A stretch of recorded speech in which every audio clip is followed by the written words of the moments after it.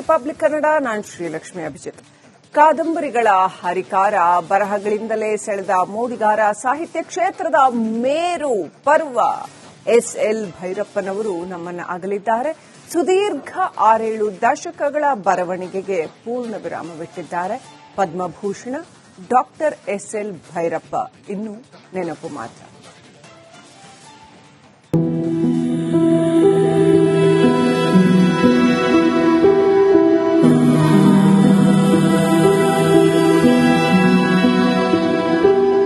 ಕನ್ನಡ ಸಾಹಿತ್ಯವನ್ನ ಶ್ರೀಮಂತಗೊಳಿಸಿದ ಬರಹಗಾರ, ಕಾದಂಬರಿ ಲೋಕದಲ್ಲಿ ಮಿನುಗುತಾರೆಯಂತೆ ಮಿನುಗಿದ ನಕ್ಷತ್ರ, ಯುವಕರ ಎದೆಯಲ್ಲಿ ಅಕ್ಷರಗಳನ್ನ ಬಿತ್ತಿದ ಮಾಂತ್ರಿಕ, ಶ್ರೀ ಸಾಮಾನ್ಯರಲ್ಲೂ ಸಾಹಿತ್ಯ ಪ್ರಜ್ಞೆ ಮೂಡಿಸಿದ ಸರಸ್ವತಿ ಪುತ್ರ, ಜನರ ಅಂತಃಕರಣವನ್ನ ಎಚ್ಚರಗೊಳಿಸಿದ ಅಧ್ಯಾಪಕ, ಕನ್ನಡದ ಹಿರಿಯ ಸಾಹಿತಿ ಎಸ್ಎಲ್ ಭೈರಪ್ಪ ತಮ್ಮ ಜೀವನದ ಕೊನೆಯ ಕಾದಂಬರಿಯನ್ನ ಪೂರ್ಣಗೊಳಿಸಿದ್ದಾರೆ. ಕಟ್ಟಕಡೆ ಪುಟವನ್ನ ಬರೆದು ಬಾರದೂರಿಗೆ ಪಯಣ ಬೆಳೆಸಿದ್ದಾರೆ.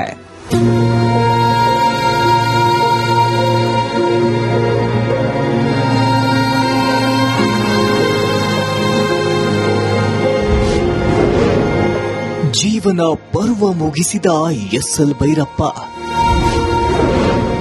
ಅಕ್ಷರ ಮಾಂತ್ರಿಕ ಇನ್ನೂ ನೆನಪು ಮಾತ್ರ. ಕನ್ನಡ ನಾಡಿನ ಹಿರಿಯ ಸಾಹಿತಿ ಎಸ್ಎಲ್ ಭೈರಪ್ಪ ಬದುಕಿನ ಯಾನ ಮುಗಿಸಿದ್ದಾರೆ. ಲೇಖಕ, ವಿಮರ್ಶಕ, ಅಧ್ಯಾಪಕ ಸಂತೇಶ್ವರ ಲಿಂಗಣ್ಣಯ್ಯ ಭೈರಪ್ಪ ಸಾಹಿತ್ಯ ಲೋಕಕ್ಕೆ ವಿದಾಯ ಹೇಳಿದ್ದಾರೆ. ಬೆಂಗಳೂರಿನ ಖಾಸಗಿ ಆಸ್ಪತ್ರೆಯಲ್ಲಿ ವಯೋಸಹಜ ಕಾಯಿಲೆಯಿಂದ ಕೊನೆಯುಸಿರೆಳೆದಿದ್ದಾರೆ.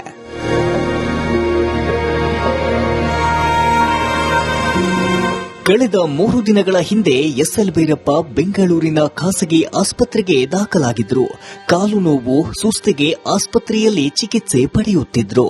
ಆದರೆ ನಿನ್ನೆ ಮಧ್ಯಾಹ್ನ 1 ಗಂಟೆ ಸುಮಾರಿಗೆ ಭೈರಪ್ಪನವರಿಗೆ ಹೃದಯಾಘಾತವಾಗಿದೆ.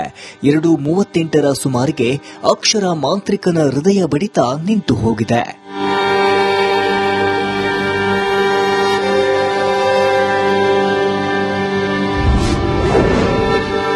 ನಾಳೆ ಸಾಹಿತ್ಯ ಲೋಕದ ಭೀಷ್ಮನ ಅಂತ್ಯಕ್ರಿಯೆ. ಇಂದು ರವೀಂದ್ರ ಕಲಾಕ್ಷೇತ್ರದಲ್ಲಿ ಅಂತಿಮ ದರ್ಶನ. ಎಸ್ಎಲ್ ಭೈರಪ್ಪರ ಕಿರಿಯ ಪುತ್ರ ವಿದೇಶದಲ್ಲಿದ್ದಾರೆ. ಲಂಡನ್ನಿಂದ ಕಿರಿಯ ಪುತ್ರ ಬಂದ ಬಳಿಕ ಶುಕ್ರವಾರ ಭೈರಪ್ಪರ ಅಂತ್ಯಕ್ರಿಯೆ ನಡೆಯಲಿದೆ. ಇಂದು ಬೆಳಗ್ಗೆಯಿಂದ ಮಧ್ಯಾಹ್ನ 2 ಗಂಟೆವರೆಗೂ ರವೀಂದ್ರ ಕಲಾಕ್ಷೇತ್ರದಲ್ಲಿ ಸಾರ್ವಜನಿಕ ದರ್ಶನಕ್ಕೆ ವ್ಯವಸ್ಥೆ ಮಾಡಲಾಗಿದೆ.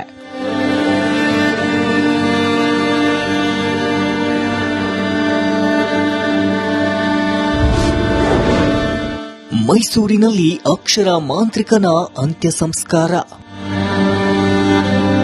ಹುಟ್ಟೂರಿನ ಕೆರೆ ಅಭಿವೃದ್ಧಿಗೆ ಶ್ರಮಿಸಿದ್ದ ಭೈರಪ್ಪ ಹುಟ್ಟೂರಿನಲ್ಲೇ ಮಣ್ಣಾಗಬೇಕು ಅಂತ ಬಯಸಿದ್ರು. ಹಾಸನ ಜಿಲ್ಲೆಯ ಚನ್ನರಾಯಪಟ್ಟಣದ ಸಂತೇಶಿವರದಲ್ಲಿ ಅಂತ್ಯ ಸಂಸ್ಕಾರ ನಡೆಸಲು ಸೂಚಿಸಿದ್ರು. ಆದರೆ ಅನಿವಾರ್ಯ ಕಾರಣಗಳಿಂದ ಸಂತೇಶಿವರದಲ್ಲಿ ಭೈರಪ್ಪರ ಅಂತ್ಯಕ್ರಿಯೆ ನಡೆಸಲಾಗುತ್ತಿಲ್ಲ. ಬದಲಾಗಿ ನಾಳೆ ಮೈಸೂರಿನಲ್ಲಿ ಅಂತ್ಯಕ್ರಿಯೆ ನಡೆಸಿ ಸಂತೇಶಿವರದ ಕೆರೆಯಲ್ಲಿ ಅಸ್ಥಿ ವಿಸರ್ಜಿಸೋಕೆ ಕುಟುಂಬಸ್ಥರು ನಿರ್ಧರಿಸಿದ್ದಾರೆ. ಭೈರಪ್ಪನಿಲ್ಲದೆ ಕಾದಂಬರಿ ಲೋಕಕ್ಕೆ ಗ್ರಹಣ. ಕನ್ನಡ ಕಾದಂಬರಿ ಲೋಕವನ್ನ ಶ್ರೀಮಂತಗೊಳಿಸಿದ್ದೇ ಎಸ್ಎಲ್ ಭೈರಪ್ಪ. ಧರ್ಮಶ್ರೀ, ವಂಶವೃಕ್ಷ, ನಾಯಿ ನೆರಳು, ಪರ್ವ, ಸಾಕ್ಷಿ, ಯಾನದಂತ ಅನನ್ಯ ಕಾದಂಬರಿಗಳನ್ನ ಕೊಟ್ಟ ಜಾದುಗಾರ ಈ ಅಕ್ಷರ ಮಾಂತ್ರಿಕ. ಭೈರಪ್ಪರಿಲ್ಲದೆ ಕನ್ನಡದ ಕಾದಂಬರಿ ಲೋಕಕ್ಕೆ ಗ್ರಹಣ ಆವರಿಸಿದೆ ಅನ್ನೋದ್ರಲ್ಲಿ ತಪ್ಪೇನಿಲ್ಲ.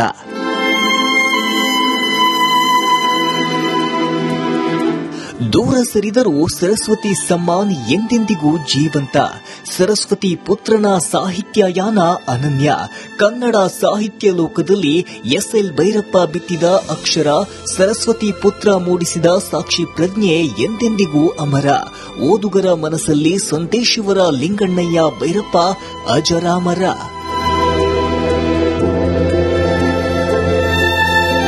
Bureau report, republic Kannada.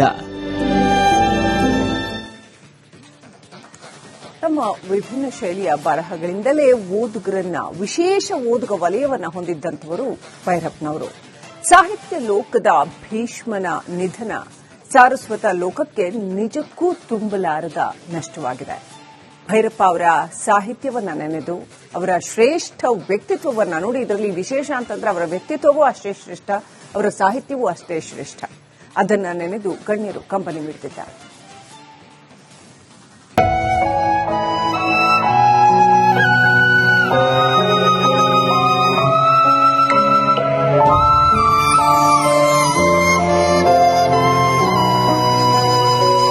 ಅಕ್ಷರ ಮಾಂತ್ರಿಕನ ನಿಧನದಿಂದ ಸಾಹಿತ್ಯ ಲೋಕದಲ್ಲಿ ಶೋಕ ಸಾಗರ ಆವರಿಸಿದೆ. ಸರಸ್ವತಿ ಪುತ್ರನ ಅಗಲಿಕೆಯಿಂದ ಅಕ್ಷರಗಳು ಮರುಗುತ್ತಿದೆ, ಕಾದಂಬರಿಗಳು ಅನಾಥವಾಗಿದೆ, ಕಥೆಗಳು ಕಣ್ಣೀರು ಹಾಕುತ್ತಿದೆ.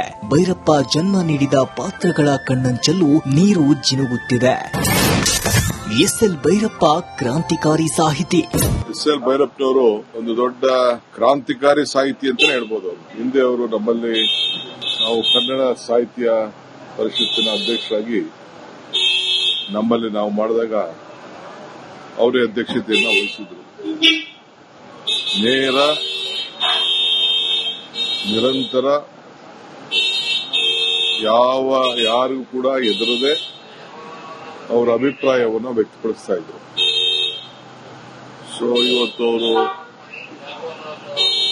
ನಮ್ಮ ಜೊತೆ ಇಲ್ಲ ಅಂತ ಹೇಳಿ ತಿಳಿದು ಬಹಳ ದುಃಖ ಆಯ್ತು. ರಾಷ್ಟ್ರೀಯ ಚಿಂತನೆ ಅಂದ್ರೆ ಎಸ್ಎಲ್ ಭೈರಪ್ಪ. ಎಲ್ಲರಿಗೂ ದುಃಖ ಆಗಿದೆ. ರಾಷ್ಟ್ರದ ಬಗ್ಗೆ, ರಾಷ್ಟ್ರ ಚಿಂತನೆಯ ಬಗ್ಗೆ, ರಾಷ್ಟ್ರ ಭಕ್ತಿಯ ಬಗ್ಗೆ ಗಟ್ಟಿ ಧ್ವನಿಯಾಗಿದ್ದ ಎಸ್ಎಲ್ ಭೈರಪ್ಪನವರು ನಮ್ಮೆಲ್ಲರಿಗೂ ಮಾರ್ಗದರ್ಶನ ಮಾಡ್ತಾ ಇದ್ರು. ಮುಂದಿನ ಪೀಳಿಗೆಗೆ ಮುಖ್ಯವಾಗಿ ಶಾಲಾ ಕಾಲೇಜುಗಳಲ್ಲಿ ಮಾರ್ಗದರ್ಶನ ಮಾಡ್ತಾ ಇದ್ರು. ಅವರ ಲೇಖನಿ ಕೂಡ ಅದೇ ರೀತಿ ಹರಿತ ಆಗಿತ್ತು. ಅಕ್ಷರ ಮಾಂತ್ರಿಕ ಎಂದೆಂದೂ ಅಜರಾಮರ. ನೂರು ಕಾಲ ನಮ್ಮೆಲ್ಲರಿಗೂ ಮತ್ತಷ್ಟು ಅವರ ಅಕ್ಷರದ ಮೂಲಕ ಪ್ರೇರಣೆ ಕೊಡುವಂತ, ಅಜರಾಮರರಾಗಿ ನಮ್ಮೆಲ್ಲರೂ ಮಧ್ಯೆ ಇರುವಂತ ಕೆಲಸವನ್ನು ಅವರು ಮಾಡಿದ್ದಾರೆ. ಮಾನ್ಯ ಪ್ರಧಾನಮಂತ್ರಿಗಳು ಕೂಡ ಇವತ್ತು ಭೈರಪ್ಪನವರ ಸಾವಿನ ವಿಚಾರ ಗೊತ್ತಾದ ಕೆಲವೇ ನಿಮಿಷಗಳಲ್ಲಿ ಮಾನ್ಯ ಪ್ರಧಾನಮಂತ್ರಿಗಳು ಅವರ ಶೋಕವನ್ನು ವ್ಯಕ್ತಪಡಿಸಿದ್ದಾರೆ. ಎಸ್ಎಲ್ ಭೈರಪ್ಪ ಸಾಹಿತ್ಯ ಲೋಕದ ಭೀಷ್ಮ. ಎಸ್ಎಲ್ ಭೈರಪ್ಪನವರು ರಾಷ್ಟ್ರೀಯ ವಿಚಾರದ ಬಗ್ಗೆ ಯಾವುದೇ ಅಡಕಿಲ್ಲದೆ ಬಹಳ ಧೈರ್ಯವಾಗಿ ಒಬ್ಬ ಸಾಹಿತಿಯಾಗಿ, ರಾಷ್ಟ್ರವಾದಿಯಾಗಿ, ರಾಷ್ಟ್ರ ಪ್ರೇಮಿಯಾಗಿ, ಮುಚ್ಚುಮರೆ ಇಲ್ಲದೆ ರಾಷ್ಟ್ರದ ಬಗ್ಗೆ ಯಾವುದೇ ವಿಚಾರ ಬಂದಾಗ ಧೈರ್ಯದಿಂದ ಮಾತಾಡ್ತಕ್ಕಂಥ ಒಬ್ಬ ಸಾಹಿತ್ಯ ಲೋಕದಲ್ಲಿ ಭೀಷ್ಮ ಅಂತಾನೆ ಹೇಳ್ಬೋದು. ಸಾಹಿತ್ಯ ಲೋಕದ ಮಾಣಿಕ್ಯ ಎಸ್ಎಲ್ ಭೈರಪ್ಪ. ಕನ್ನಡ ಸಾಹಿತ್ಯ ಕ್ಷೇತ್ರದ ದಿಗ್ಗಜರಾದಂತಹ ಶ್ರೇಷ್ಠ ಕಾದಂಬರಿಕಾರರಾದಂತಹ ಪದ್ಮಭೂಷಣ ಎಸ್ಎಲ್ ಭೈರಪ್ಪನವರು ನಮ್ಮನ್ನ ಅಗಲಿರೋದು ಬಹಳ ದುಃಖ ತಂದಿದೆ ಮತ್ತು ಸಾಹಿತ್ಯ ಲೋಕಕ್ಕೆ ತುಂಬಲಾರದ ನಷ್ಟ. ಅವರು ಒಂದು ನಮ್ಮ ಸಾಹಿತ್ಯ ಲೋಕದ ಒಂದು ಮಾಣಿಕ್ಯ ಅಂತಾನೆ ಹೇಳ್ಬೇಕಾಗತ್ತೆ. ಅಪಾರ ಪ್ರಮಾಣದ ಓದುಗರ ಸೃಷ್ಟಿಕರ್ತ. ಪರ್ವ ಬೇರೆ ಲೋಕವನ್ನೇ ಸೃಷ್ಟಿ ಮಾಡಿದ್ರು ಅವರು. ಆ ತರದ ವಿನೂತನ ಬಗೆಯ ಲೇಖಕರವರು ಅಪಾರವಾದ ಓದುಗರನ್ನ ಸೃಷ್ಟಿ ಮಾಡಿದ್ರು ಕನ್ನಡದಲ್ಲಿ. ಅಮೆರಿಕಾದಲ್ಲೋ ಬೇರೆ ದೇಶದಲ್ಲೋ ಎಲ್ಲಿಗಾದ್ರೂ ಹೋದ್ರೆ ನಿಮ್ಮ ಮನೇಲಿ ಯಾವ್ದಾದ್ರು ಬುಕ್ ಇದೆಯಾ ಅಂದ್ರೆ ಭೈರಪ್ಪನ ಪುಸ್ತಕ ಇದೆ ಅಂತ ಹೇಳ್ತಾ ಇದ್ರು. ಆ ತರದ ದೊಡ್ಡ ಹೆಸರನ್ನು ತಗೊಂಡಿದ್ರು ಭೈರಪ್ಪನವರು. ಇವತ್ತು ಅವ್ರನ್ನ ಕಳ್ಕೊಳ್ತಾ ಇರೋದು ಒಂದು ಹಿರಿಯ ಜೀವ ತುಂಬಾ ದೊಡ್ಡ ನಷ್ಟ ಅಂತ ನಾನು ಭಾವಿಸ್ತೇನೆ. ಸುದೀರ್ಘ ಯಾನದ ಮಹಾಪರ್ವದ ಅಂತ್ಯ.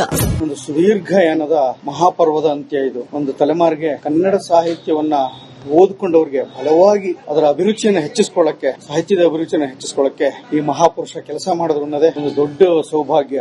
ಅವರ ಜೀವಿತಾವಧಿಯಲ್ಲಿ ನಾವಿದ್ದು ಅನ್ನೋದೇ ಒಂದು ದೊಡ್ಡ ಸಂತೋಷ. ಕನ್ನಡ ಸಾಹಿತ್ಯದ ದಿಗ್ಗಜರನ್ನ ಕಳೆದುಕೊಂಡಿದ್ದೇವೆ. ಭೈರಪ್ಪನವರ ನಿಧನದಿಂದ ಕನ್ನಡ ಸಾಹಿತ್ಯದಲ್ಲಿ ಒಂದು ದಿಗ್ಗಜರನ್ನ ಕಳ್ಕೊಂಡು ಆಗುವಂತಹ ನೋವಾಗಿದೆ.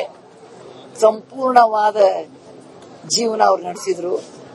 ಕನ್ನಡ ಸಾಹಿತ್ಯಕ್ಕೆ ಅವರು ಕೊಟ್ಟಿರುವ ಸಾಹಿತ್ಯ ಅಪಾರ ಮತ್ತು ವಿವಿಧಮಯ ಇತ್ತು. ಕನ್ನಡ ಭಾಷೆ ಇರೋವರೆಗೂ, ಅಕ್ಷರಗಳು ಜೀವಂತವಾಗಿರುವವರೆಗೂ, ಸಾಹಿತ್ಯ ಉಸಿರಾಡುವವರೆಗೂ ಸರಸ್ವತಿ ಪುತ್ರ ಎಸ್ಎಲ್ ಭೈರಪ್ಪ ಎಂದೆಂದಿಗೂ ಜೀವಂತ.